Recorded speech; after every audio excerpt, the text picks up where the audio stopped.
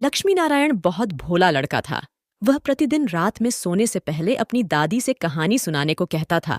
दादी उसे नागलोक, पाताललोक, चंद्रलोक, सूर्यलोक आदि की कहानी सुनाया करती थी। एक दिन दादी ने उसे स्वर्ग का वर्णन सुनाया।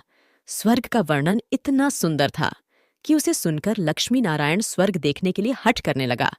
दादी ने उसे बहुत समझाया कि मनुष्य स्वर्ग नहीं देख सकता, किंतु लक्ष्मी नारायण रोने लगा। रोते रोते ही वह सो गया। उसे स्वप्न में दिखाई पड़ा कि एक चमचम चमकते देवता उसके पास खड़े होकर कह रहे थे, बच्चे, स्वर्ग देखने के लिए मूल्य देना पड़ता है। तुम सर्कस देखने जाते हो तो टिकट देते हो ना? स्वर्ग देखने के लिए भी तुम्हें उसी प्रकार रुपए देने पड़ेंगे।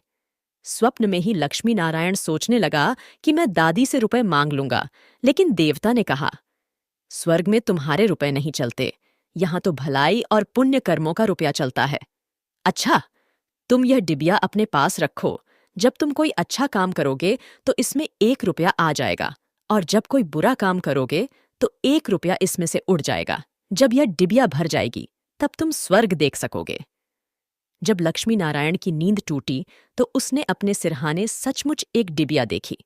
डिबिया लेकर वह बड़ा प्रसन्न हुआ। उस दिन दादी ने उसे एक पैसा दिया। पैसा लेकर वह घर से निकला। एक रोगी भिखारी उससे पैसा मांगने लगा। लक्ष्मी नारायण भिखारी को बिना पैसे दिए भाग जाना चाहता था। इतने में उसने अपने अध्यापक को सामने से आते देखा। उसके अध्यापक उदार लड़कों की बहुत प्रशंसा किया करते थे। उन्हें देखकर लक्ष्मी नारायण ने भिखारी को पैसा दे दिया। अध्यापक ने उसकी पीठ ठोकी और प्रशंसा की। घर लौटकर लक्ष्मी नारायण ने वह डिबिया खोली, किंतु वह खाली पड़ी थी। इस बात से लक्ष्मी नारायण को बहुत दुख हुआ। वह रोते रोते सो गया। सपने में उसे वही देवता फिर दिखाई पड़े और बोले, तुमने अध्यापक से प्रशंसा पाने के लिए पैसा दिया था, सो प्रशंसा मिल गई। अब रोते क्यों हो? किसी लाभ की आशा से जो अच्छा काम किया जाता है वह तो व्यापार है, वह पुण्य थोड़ी है। दूसरे दिन लक्ष्मी नारायण को उसकी दादी ने 2 आने पैसे दिए। पैसे लेकर उसने बाजार जाकर 2 संतरे खरीदे। उसका साथी मोतीलाल बीमार था। बाजार से लौटते समय वह अपने मित्र को देखने उसके घर चला गया। मोतीलाल को देखने उसके घर वैद्य आए थे। वैद्य जी ने दवा देकर मोतीलाल की माता से कहा, इसे आज संतरे का रस देना। मोतीलाल की माता बहुत गरीब थी। वह रोने लगी और बोली, मैं मजदूरी करके पेट भरती हूँ। इस समय बेटे की बीमारी में कई दिन से काम करने नहीं जा सकी। मेरे पास संतरे खरीदने के लिए 1 पैसा भी नहीं है। लक्ष्मी नारायण ने अपने दोनों संतरे मोतीलाल की मां को दिए। वह लक्ष्मी नारायण को आशीर्वाद देने लगी। घर आकर जब लक्ष्मी नारायण ने अपनी डिबिया खोली तो उसमें 2 रुपये चमक रहे थे। एक दिन लक्ष्मी नारायण खेल में लगा था। उसकी छोटी बहन वहां आई और उसके खिलौनों को उठाने लगी। लक्ष्मी नारायण ने उसको रोका। जब वह नहीं मानी तो उसने उसे पीट दिया। बेचारी लड़की रोने लगी। इस बार जब उसने डिबिया खोली तो देखा कि उसके पहले के इकट्ठे कई रुपए उड़ जाते हैं। उसे बड़ा पश्चाताप हुआ। आगे से उसने कोई बुरा काम नहीं करने का पक्का निश्चय कर लिया। लक्ष्मी नारायण पहले रुपए के लोभ से अच्छा काम करता था। धीरे धीरे उसका स्वभाव ही अच्छा काम करने का हो गया। अच्छा काम करते करते उसकी डिबिया रुपयों से भर गई। वह स्वर्ग देखने की आशा से प्रसन्न होता। उस डिबिया को लेकर वह अपने बगीचे में पहुंचा।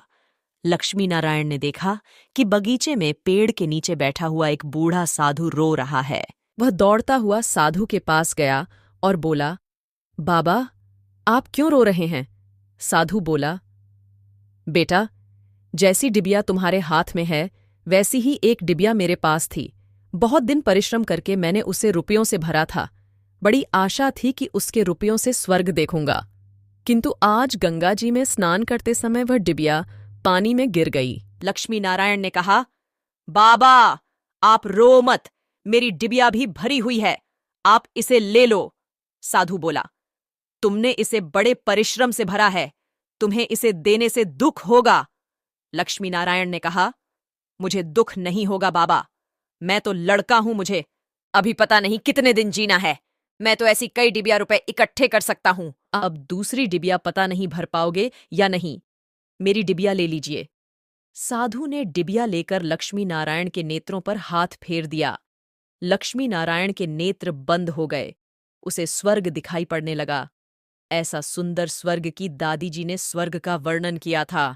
वह वर्णन तो स्वर्ग के एक कोने का भी ठीक वर्णन नहीं था। जब लक्ष्मी नारायण ने नेत्र खोला तो साधु के बदले स्वप्न में दिखाई पड़ने वाला वही देवता उसके सामने प्रत्यक्ष खड़ा था।